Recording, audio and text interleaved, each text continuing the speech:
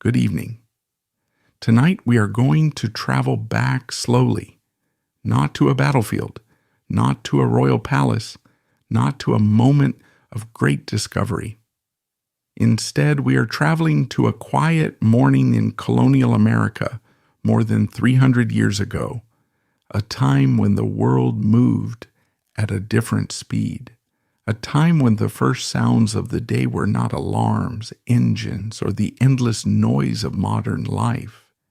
There were no glowing screens waiting beside beds, no electric lights turning on with a simple switch, no traffic passing outside windows, no messages arriving from distant places in seconds.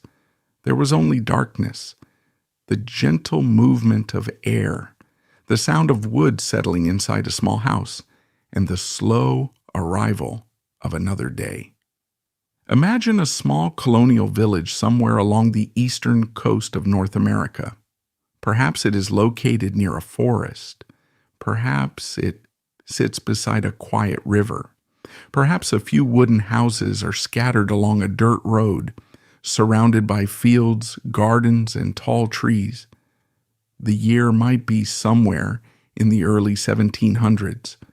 The exact year does not matter much, because the daily rhythm of life has remained almost unchanged for generations. The houses are simple, the roads are quiet, the people are sleeping, and above them, the sky is still dark. Before sunrise, colonial America feels almost empty. The village that will soon become busy with movement is completely still. The farmer's animals are resting. The blacksmith's workshop is silent. The small general store is closed. The church building stands quietly at the center of the settlement, its wooden walls waiting for another day. A thin layer of mist may cover the fields. The grass may be wet with morning dew. The trees may move slightly as the wind passes through their branches. For a person living in the modern world, this silence might feel unusual, almost too quiet. But for people living in colonial America, silence was normal. Silence was part of everyday life. The night was not filled with the sounds of machines. It was not interrupted by distant airplanes, busy roads, or bright city lights. Darkness was real, and when the sun disappeared, most of the world truly rested. Inside one of the small wooden homes, a family begins to slowly wake. The house is not large. Many colonial homes contain only a few rooms. A main room with a fireplace, a small cooking area, perhaps a loft or upper sleeping space. The walls are made from wood. The floor may be made from rough wooden boards. The furniture is practical and handmade. Nothing exists simply for decoration. Every object has a purpose. A wooden table, a few chairs, a chest for storing clothing, iron tools hanging near the fireplace, a candle holder waiting for the first flame of the morning. Life inside the house follows the rhythm of nature. When the sun rises, people wake. When the sun sets, people prepare for sleep. There is no reason to stay awake for entertainment, no television, no music playing from speakers, no endless stream of information. The evening ends because the day has ended, and the morning begins because the sun has returned. The first person awake is often the person with the most responsibilities. In many homes, this might be the father checking the condition of the fire. A fireplace is not only a source of warmth, it is the center of the home. It provides heat during cold months. It allows food to be prepared. It gives light during the long evenings. Keeping the fire alive is an important daily task. A fire that disappears overnight must be carefully restarted. A few pieces of wood are placed together, small pieces first, then larger pieces, a spark, a small flame. Then slowly warmth begins to return. The room that was cold and dark becomes alive again. The orange glow spreads across the wooden walls. Shadows move gently. The house begins another morning. Outside, the land is beginning to change. The darkness slowly fades. The sky becomes lighter. The first birds begin their morning sounds. A rooster may call from a nearby farm. A horse may move inside a small stable. A dog may lift its head, noticing that another day has arrived. These sounds are not loud. They are simple, natural, familiar. For colonial families, these sounds are the original morning clock. Nature tells them when it is time to begin. The people living in colonial America had a different relationship with time. Today, many people measure life in minutes, 5 minutes late, 10 minutes remaining, an hour until work ends. But in the 1700s, time was often measured differently. People thought about sunrise, morning chores, midday meals, afternoon work, evening darkness, the changing seasons, the arrival of winter, the return of spring. Life followed cycles rather than schedules. A person did not wake because the machine told them to. They woke because the world outside was changing. As the morning light enters through small windows, the rest of the family begins to wake. Blankets are pulled back. Children slowly sit up. Adults begin preparing for the day. There is no rush, at least not the kind of rush people experience today. The morning is a gradual process. Someone prepares the fire. Someone collects water. Someone begins preparing food. Someone checks the animals. Everyone has a role. Every small task matters. A colonial household works almost like a small village. The family depends on itself. If something needs to be repaired, someone must repair it. If food needs to be prepared, someone must prepare it. If clothing becomes damaged, someone must fix it. There are no quick replacements, no stores filled with endless choices, no easy solutions. Objects were used carefully because replacing them was difficult. Outside the home, the fields slowly become visible. The land around the village is a mixture of farms, forests, and open spaces. Colonial America is not the country people know today. Many areas are still covered with forests. Towns are small. Distances feel much larger. A journey that takes minutes today may take hours or even days. A nearby neighbor may live farther away than expected. A letter from a distant friend may take weeks to arrive. The world feels larger, slower, more separate. And yet, there is a certain peacefulness in this slower world. A person living in colonial America had difficulties that modern people rarely experience. Cold winters, hard physical work, limited medicine, long distances, uncertain harvests. But they also experienced moments of quiet that have almost disappeared. A sunrise without distraction, a meal prepared slowly, a conversation beside a fire, a walk through a silent forest, a night sky filled with stars. Their world was demanding, but it was also simple. As the sun finally rises above the horizon, the village begins to wake completely. Smoke starts rising from chimneys. Doors open. Footsteps appear on wooden floors. The first workers begin walking outside. The day has officially begun. Another ordinary day in colonial America. Nothing famous will happen. No important person will visit. No great event will be recorded in history books. And that is exactly why this day is worth remembering. Because history is not only made by famous moments, it is also made by ordinary mornings. The morning light continues to spread slowly across the colonial village. The darkness of night has almost completely disappeared. Outside, the world is beginning to move. But inside the small wooden homes of colonial America, the morning is still quiet. There is no sudden beginning, no loud announcement that the day has arrived. Life starts gradually.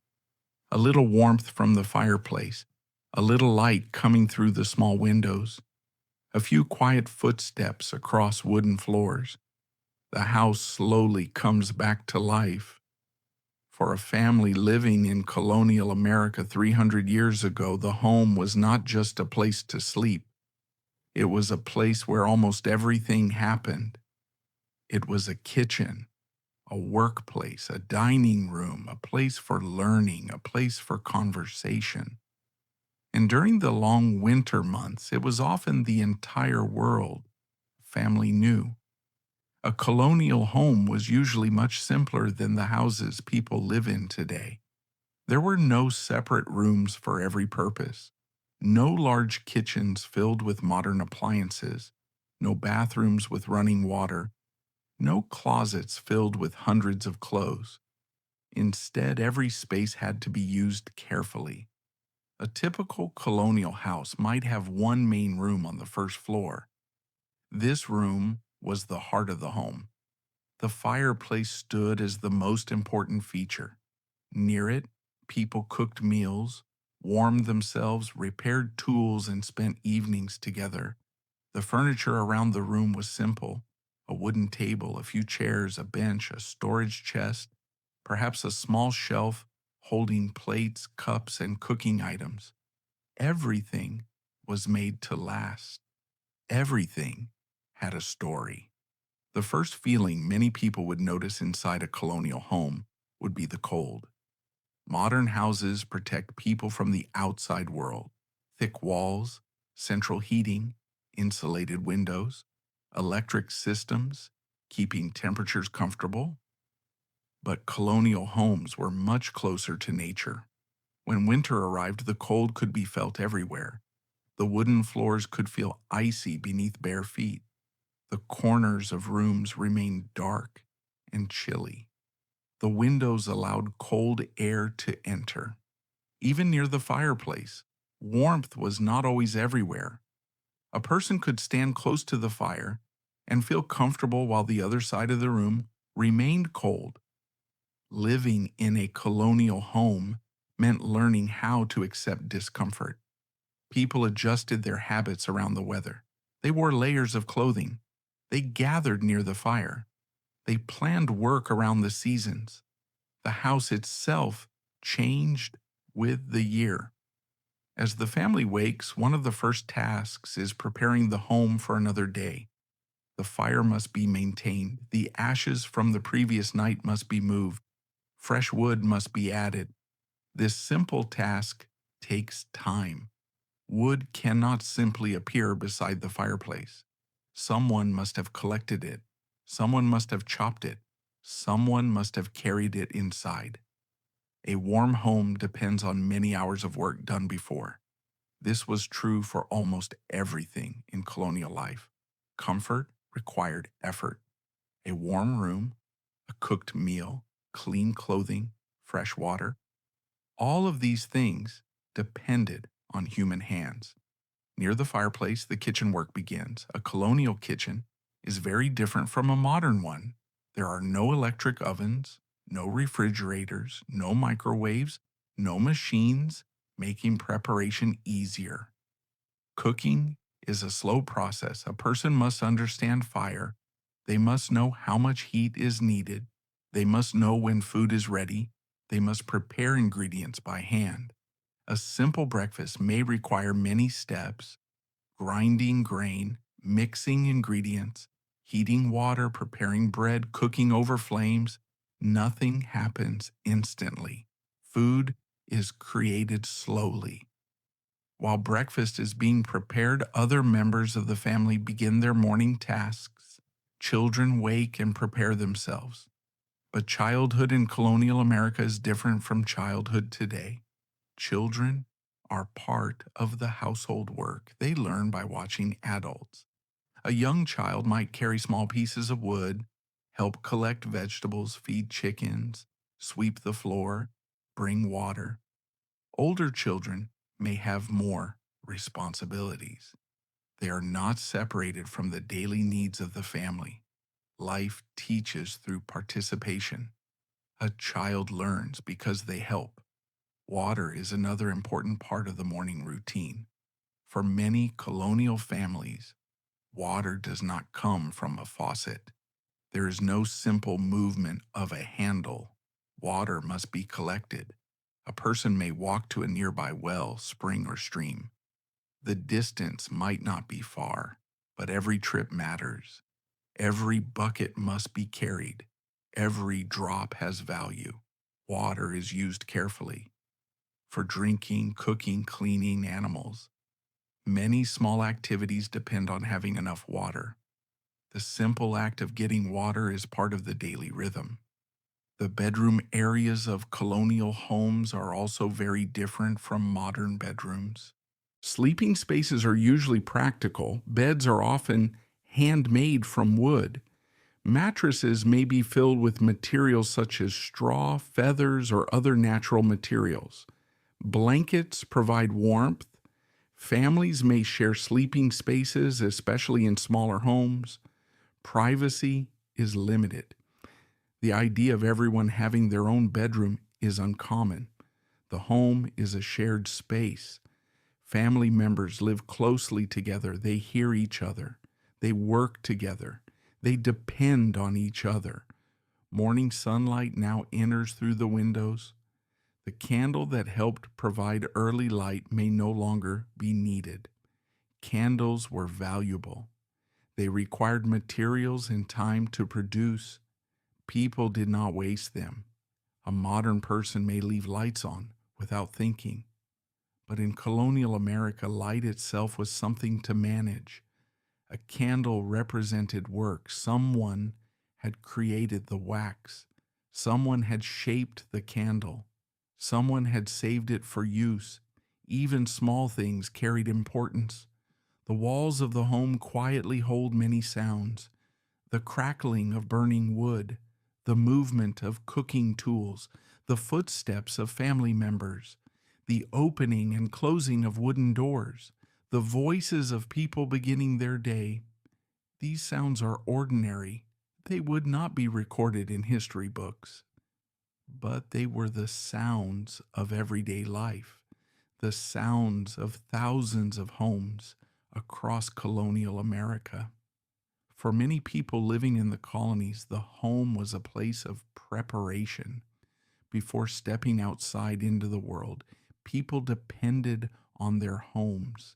The house provided warmth, the kitchen provided food, the family provided support.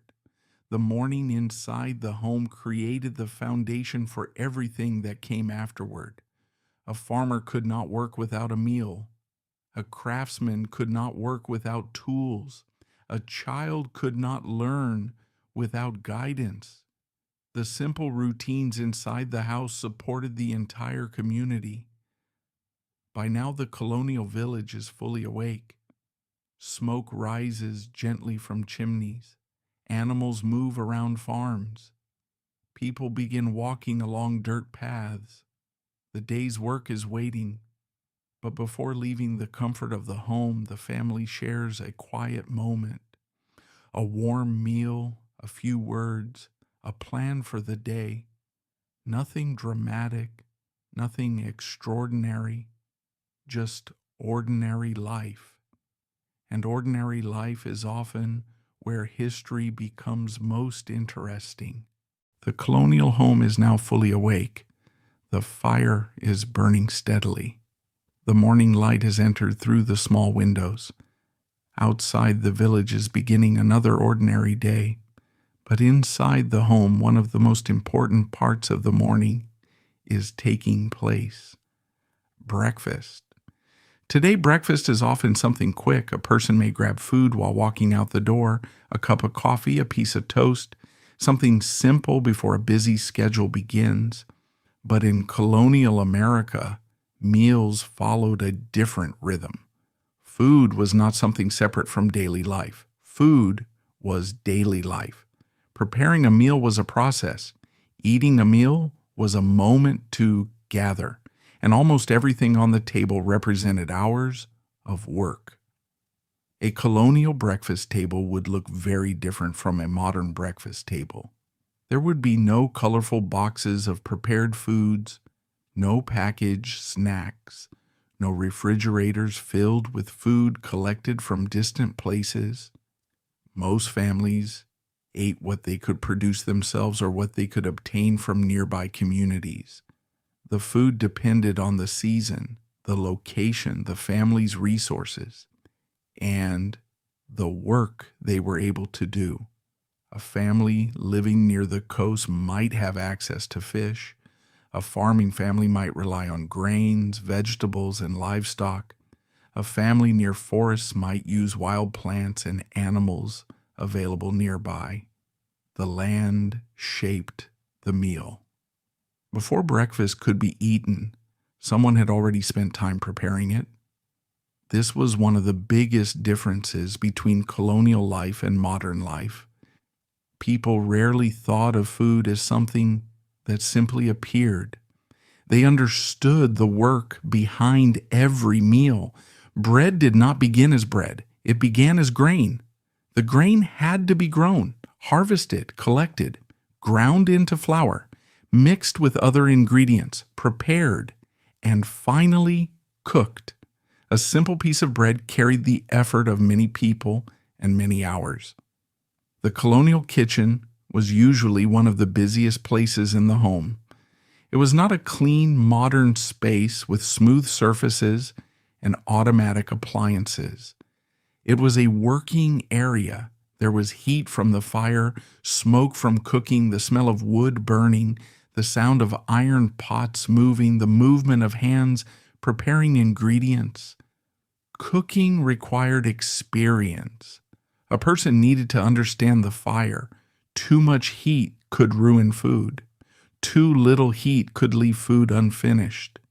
There were no temperature buttons, no timers, no machines telling someone when cooking was complete. People learned through practice. One common breakfast food in colonial America was porridge.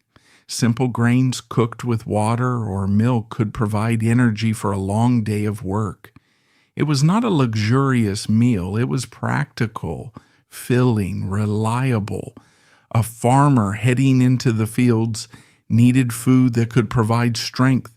A worker in a workshop needed energy for physical labor. A family needed meals that could support everyone. Simple foods were important because life required constant effort. Bread was another important part of daily meals. Many colonial families baked their own bread. The process could take a significant amount of time. Dough needed to be prepared. Ingredients had to be measured carefully. The fire had to be ready. The bread had to be watched. A mistake could mean losing valuable food. There was no easy way to replace a failed meal. People had learned to avoid waste. Food was respected because producing it required so much effort. Milk and dairy products were also common in many households. Families who owned cows had access to fresh milk. Milk could also be turned into butter or cheese. But even these simple foods required work. A cow needed care. The animal needed feeding. The milk needed collecting. Butter needed to be made through a slow process of churning. Today, many people buy these products without thinking about their origins. But in colonial America, people knew exactly where their food came from. They knew the animal, the land, the person who produced it. The morning meal was not only about eating, it was also a time when the family came together. A wooden table became the center of the room.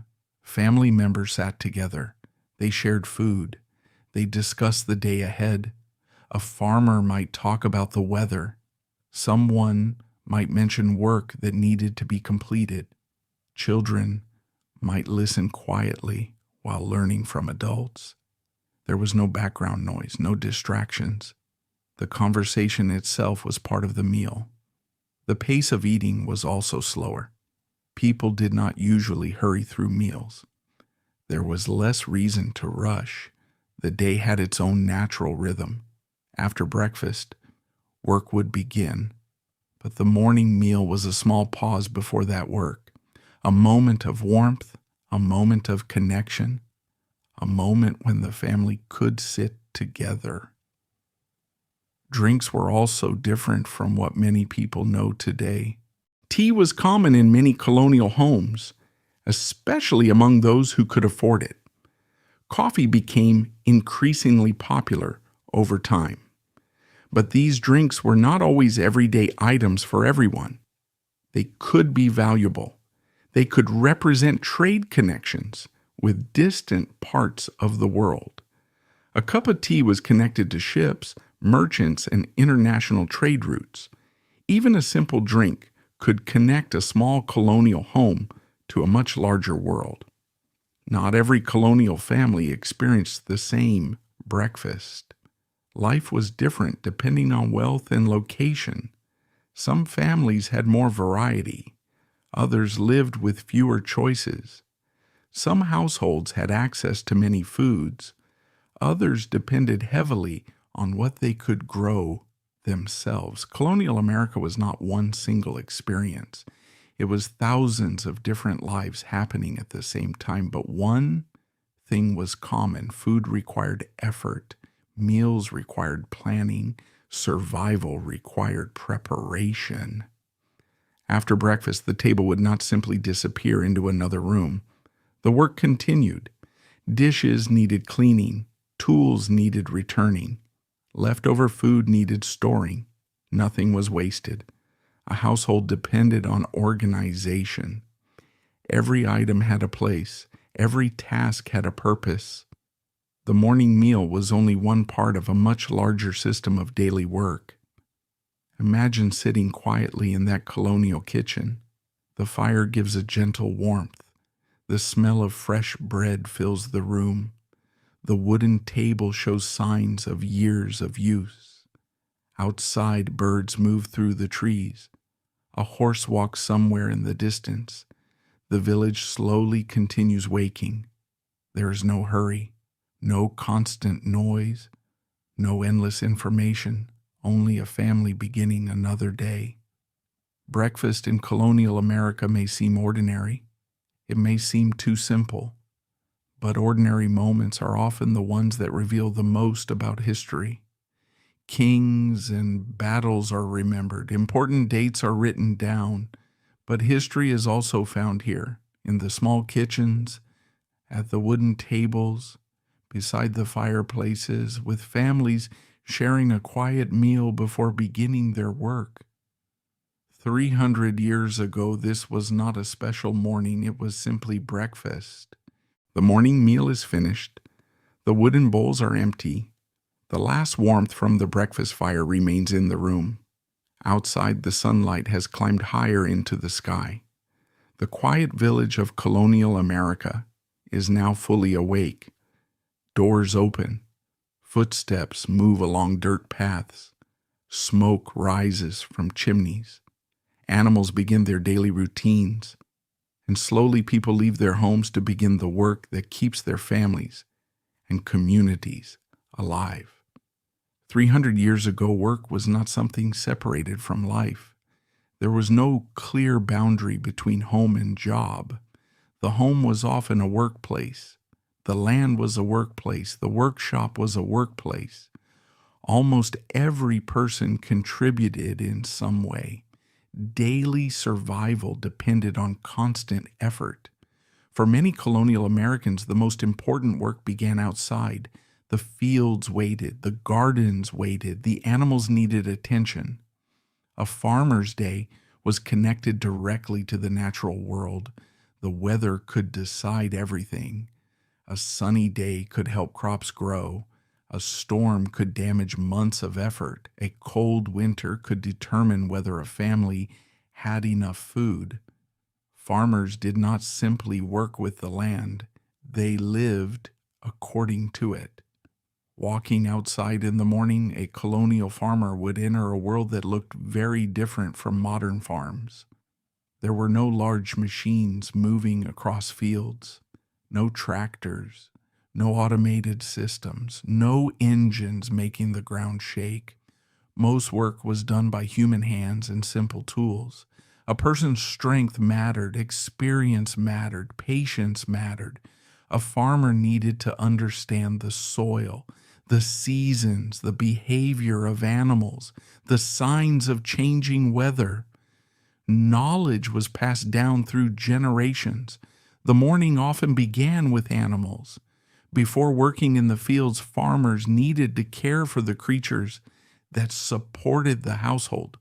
Cows needed feeding and milking, horses needed attention, chickens needed food, pigs needed care. These animals were not just resources, they were part of daily life. A farm was a small system where everything depended on everything else. Animals provided food. They helped with transportation. They helped with work. Taking care of them was an important responsibility. A farmer might then move toward the fields.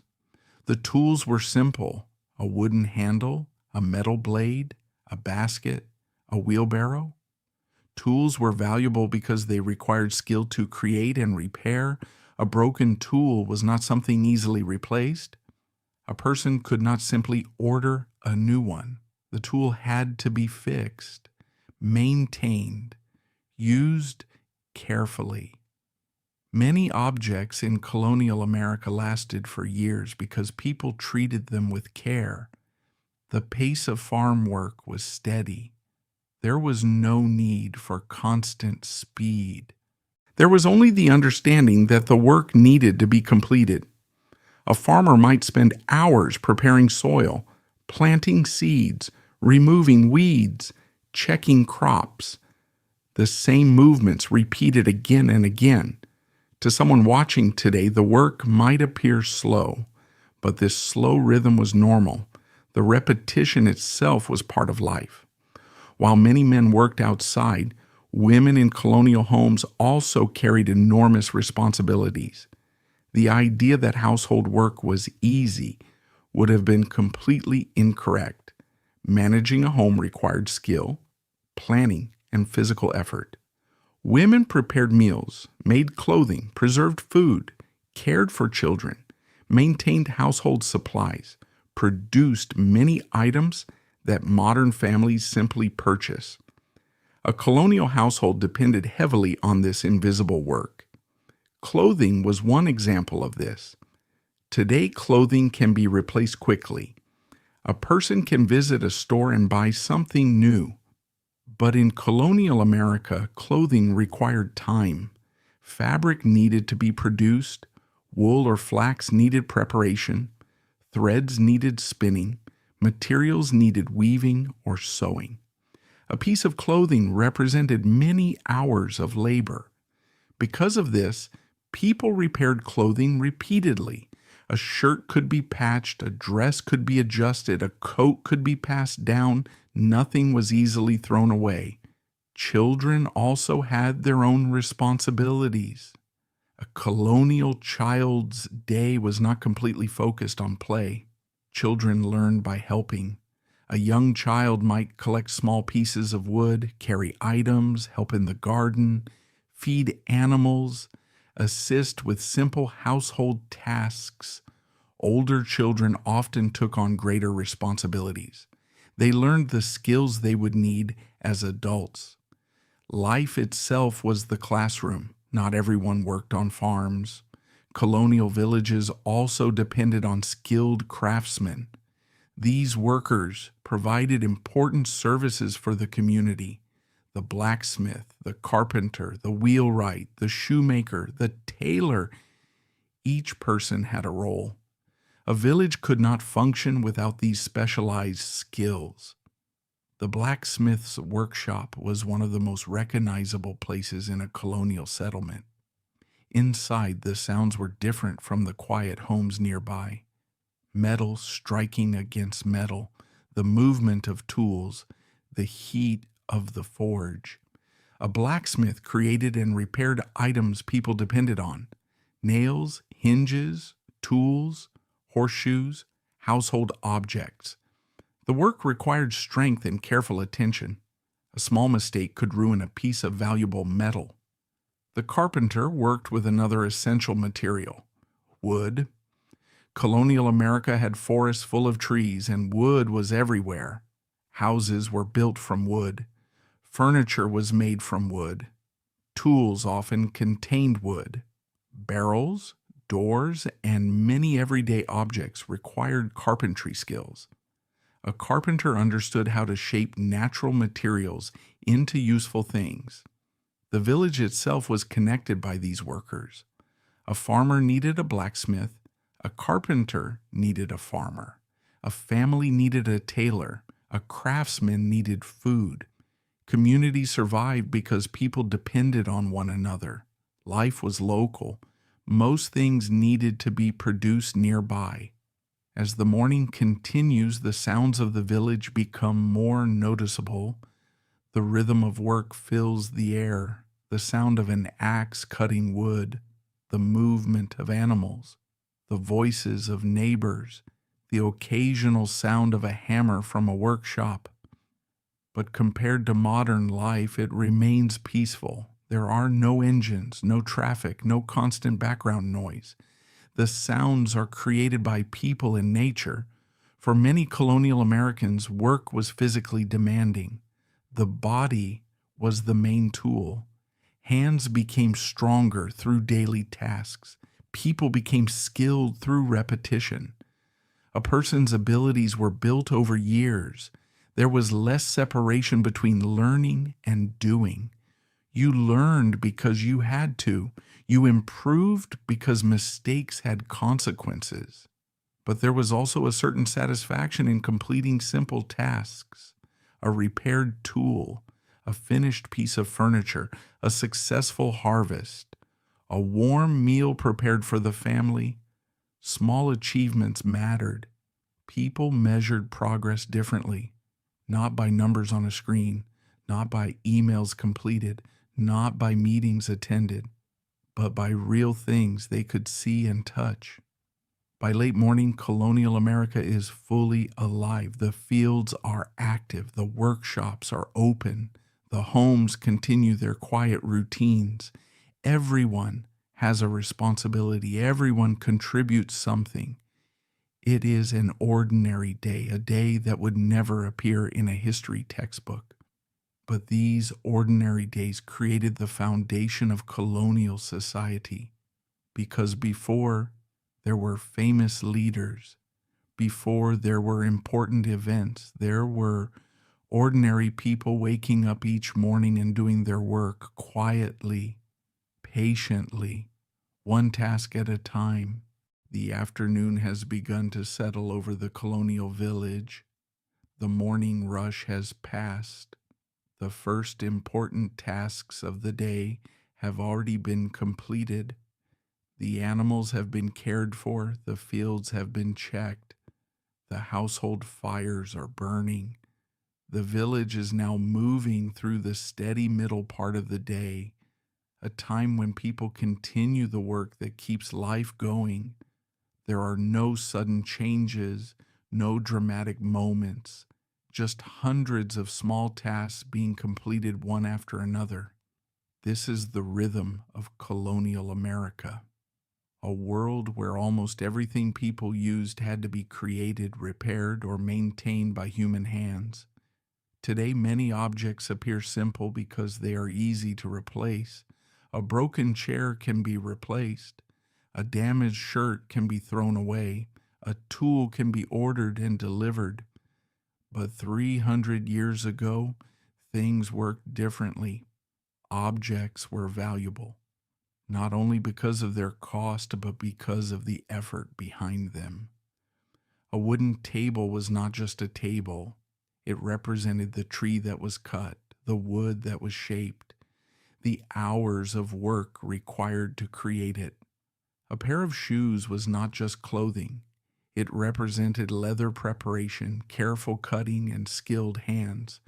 Almost everything had a story. In colonial America, repair was a normal part of life. People fixed things because they needed them. A broken tool was not immediately replaced, it was repaired. A torn piece of clothing was not discarded, it was patched. A damaged piece of furniture was restored. People developed a close relationship with their possessions. They understood their value. They knew how things were made. One of the most important workers in colonial communities was the blacksmith. The blacksmith's workshop was often a place of constant activity. Inside, the air was warmer.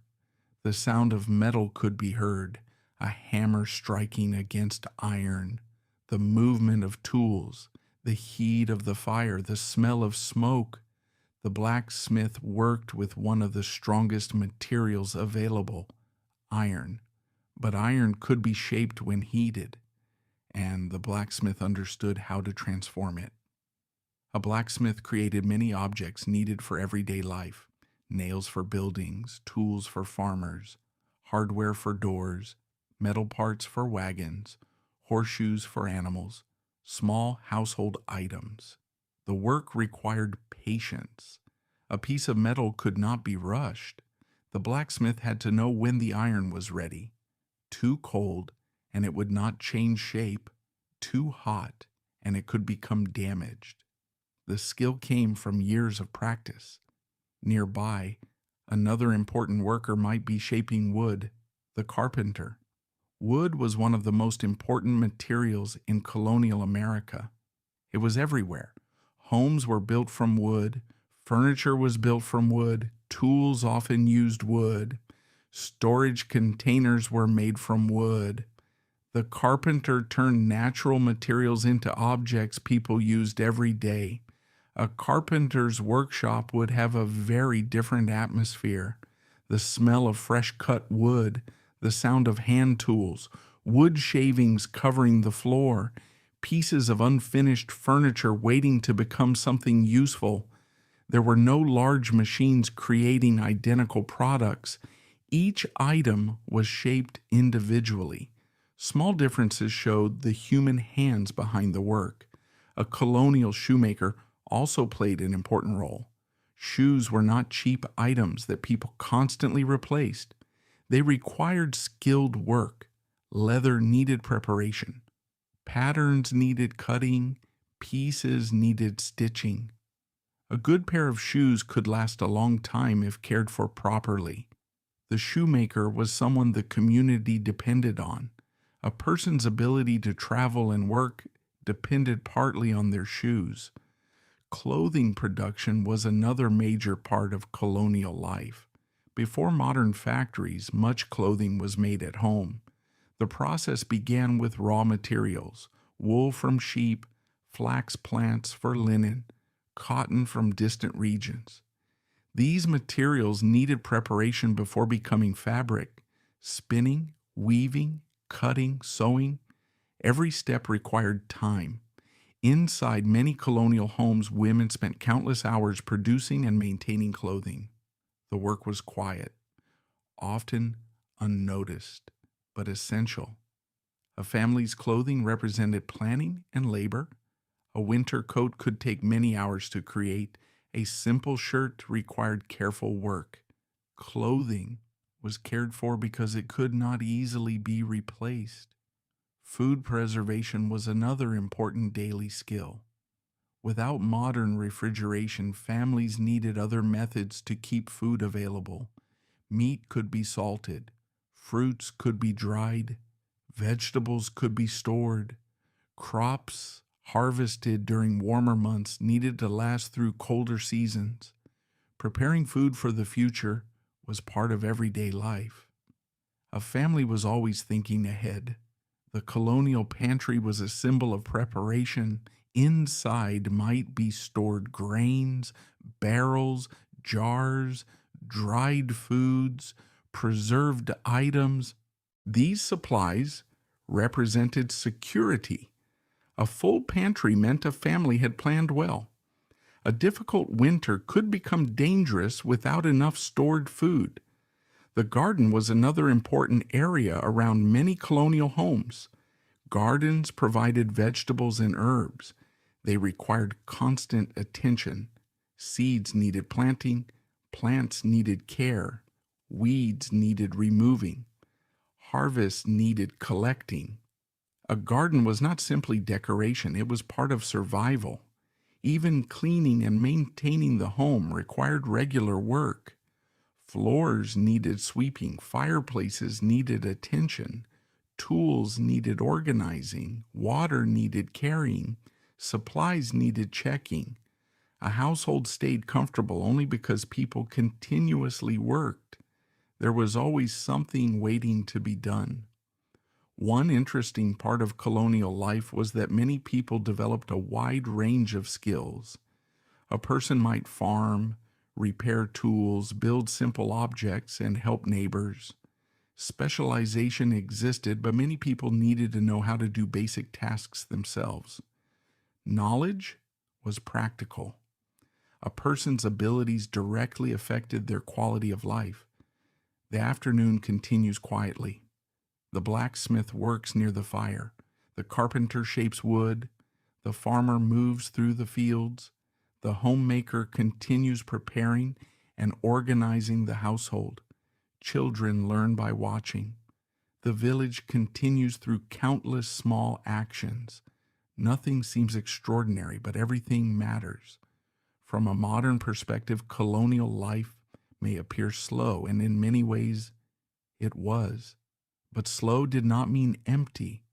The day was filled with purpose. Every movement had a reason. Every task connected to something important. A repaired tool allowed someone to work. A prepared meal allowed someone to continue. A finished piece of clothing provided warmth. Small actions supported the entire community. As evening approaches, the pace of work begins to change. The sunlight becomes softer. The shadows grow longer. People begin finishing their final tasks. Tools are returned. Animals are settled. Homes begin preparing for another night. The village slowly moves from work toward rest. The afternoon sun hangs quietly above the colonial village. The busiest hours of the morning have passed. The first tasks of the day are complete. The fields have been visited. The workshops have been active. The homes have been cleaned and organized. Now, colonial America enters a slower part of the day, a time when the rhythm becomes gentler, the sounds become softer, the movement becomes more peaceful. For people living 300 years ago, the afternoon was not a break from life. It was simply another part of the natural cycle. In the modern world, afternoons are often connected with schedules, meetings, deadlines, traffic, notifications, people constantly moving from one responsibility to another. But in colonial America, time felt different. The day was guided by sunlight, the position of the sun, the needs of the land, the changing weather. People did not control time in the same way. They followed it.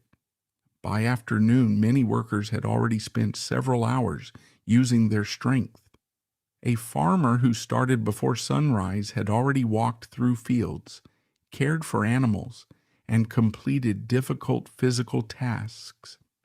A carpenter had already shaped wood. A blacksmith had already worked beside intense heat.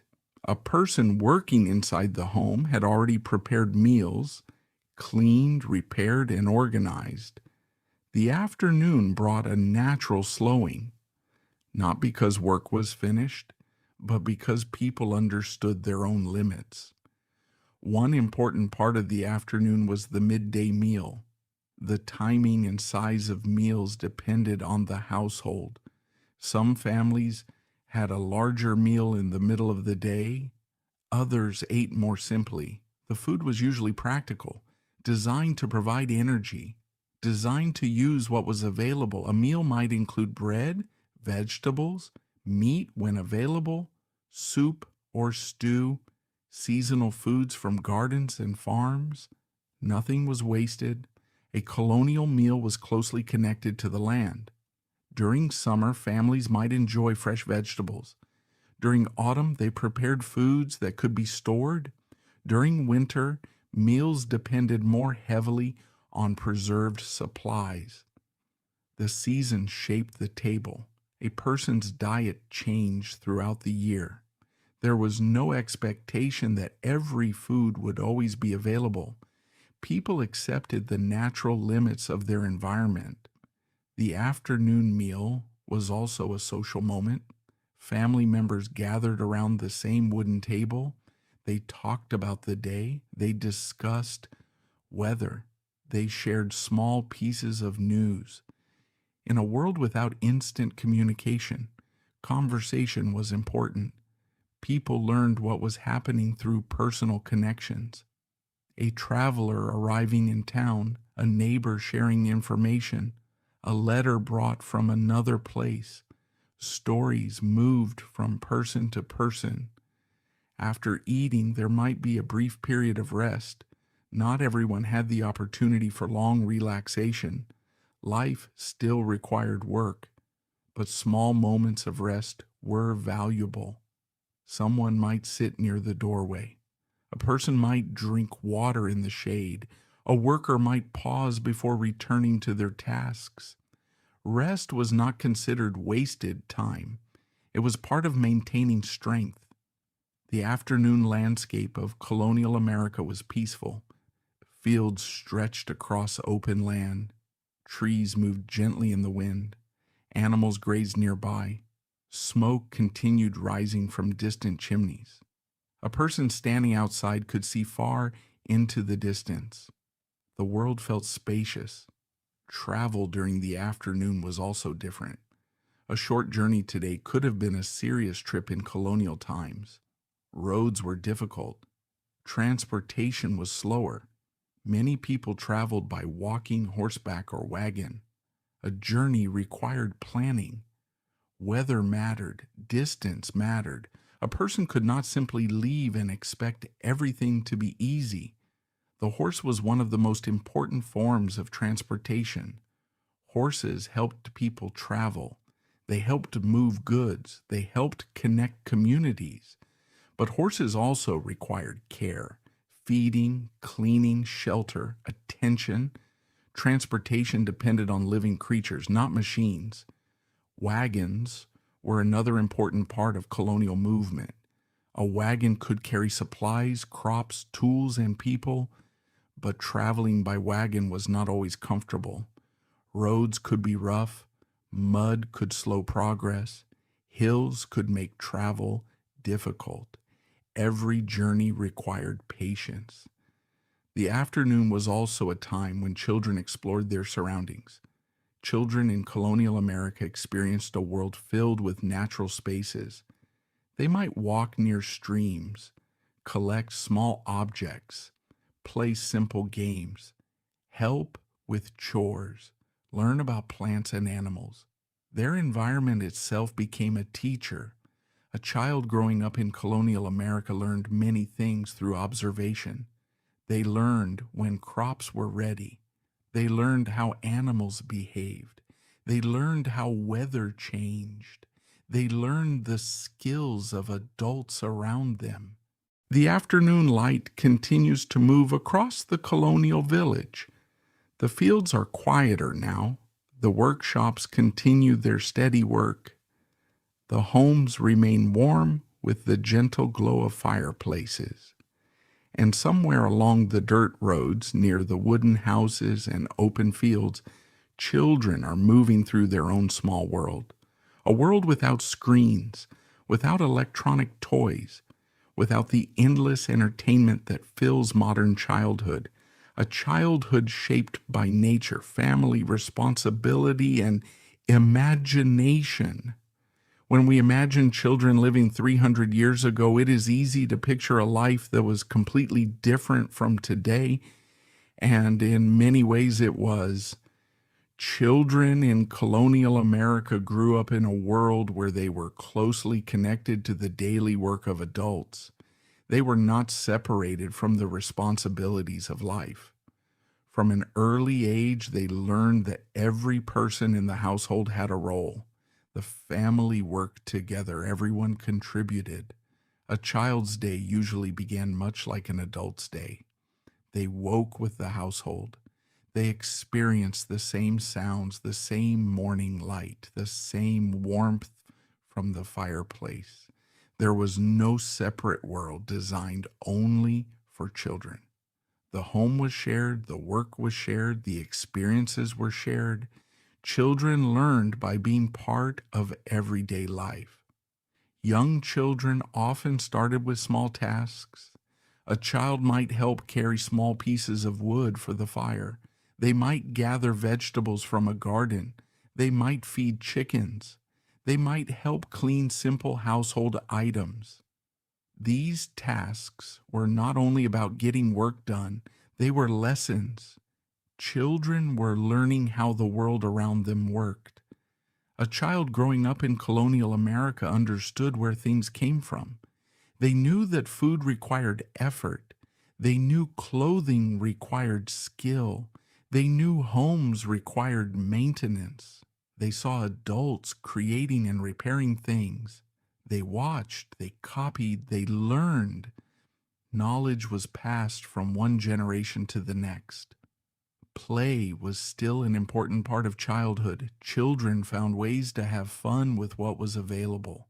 They did not need expensive toys. They did not need complicated games.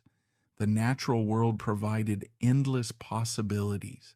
A forest could become an adventure. A stream could become a place of exploration. A field could become a playground. Many colonial children played simple games. They raced. They created their own challenges. They used imagination. They played with handmade toys. A wooden object could become anything in a child's mind.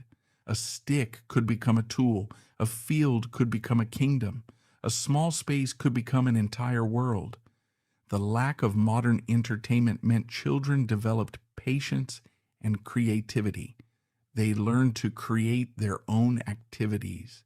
They learned to enjoy simple moments. A long afternoon outside could be exciting.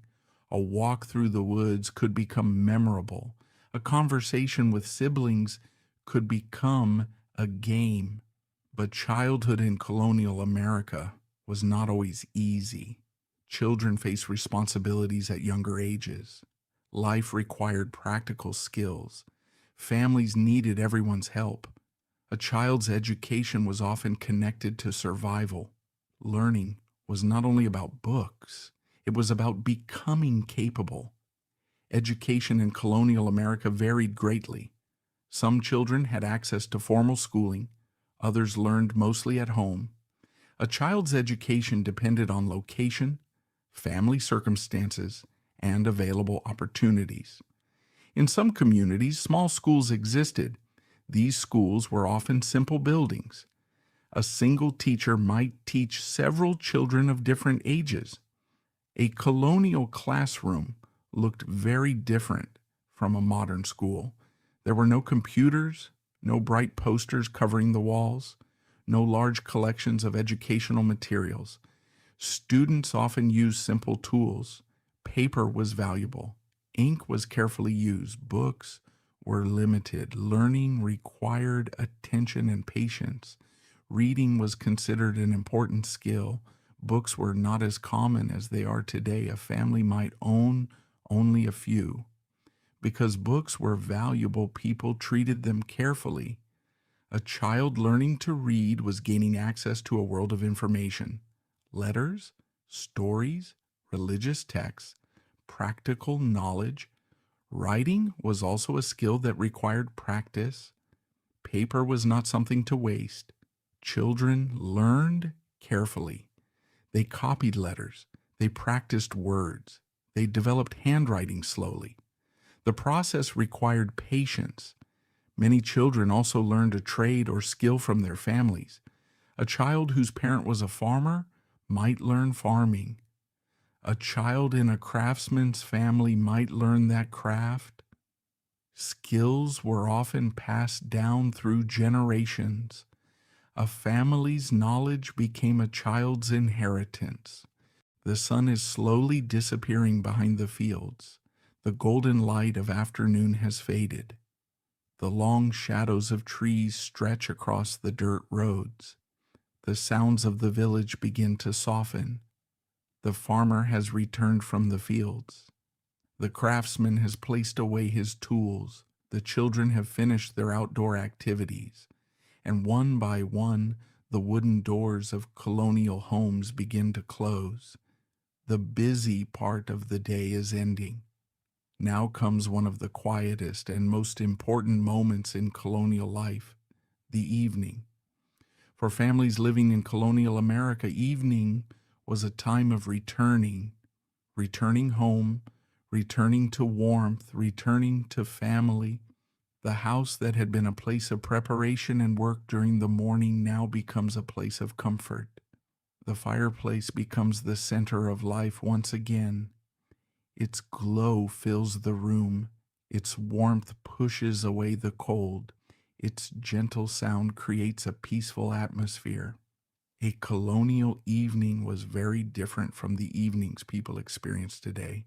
There were no electric lights, no television, no streaming shows, no endless entertainment available at any moment. When the sun went down, the world became darker. People adjusted their lives around that darkness. The evening was quieter, slower, more personal. Lighting the home after sunset required effort. Candles were valuable. They were not something people wasted. Making candles required time and materials. Wax or other substances had to be prepared. The candle had to be created carefully. Every bit of light represented work. Because of this, people used candles thoughtfully. A room might have only a few sources of light.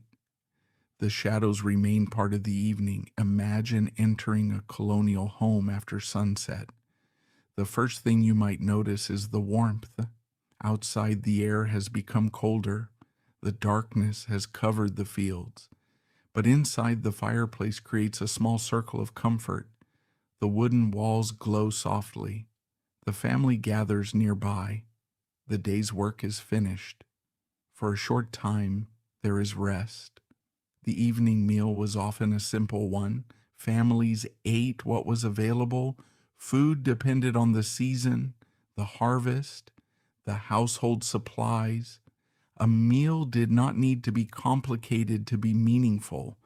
The important part was that people were together. The table was a place where the family could reconnect after a long day. During these meals, conversation was important. In a world without instant communication, people shared information through talking. A person might discuss the weather. Someone might talk about work. A child might describe something they saw during the day. A family member might share news from a nearby neighbor. Words connected free. After the meal, the evening continued slowly. Some people repaired clothing, some repaired tools, some prepared items needed for the next day. Work did not completely disappear after sunset, but the type of work changed.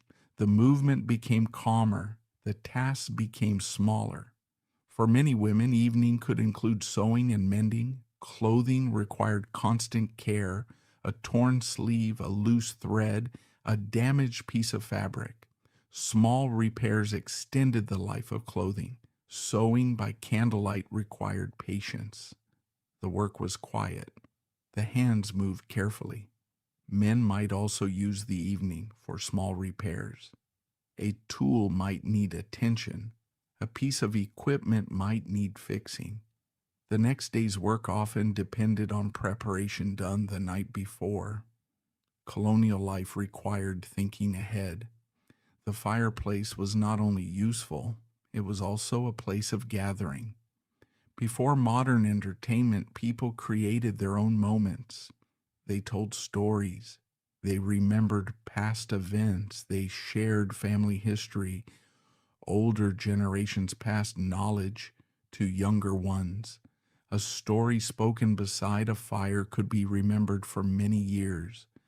Storytelling was an important part of colonial culture. People did not have endless sources of information. They depended on memory. Stories carried lessons. They explained traditions. They preserved experiences. A grandparent telling a story to a child was not just entertainment, it was a connection between generations. Children often spent their evenings near adults. They listened, they learned, they watched how older people behaved. The evening was another classroom, not a classroom with books and desks, a classroom of conversation and experience. During winter, evenings became especially important. The days were shorter, darkness arrived earlier, outdoor work became more limited, families spent more time inside. The fireplace became even more central.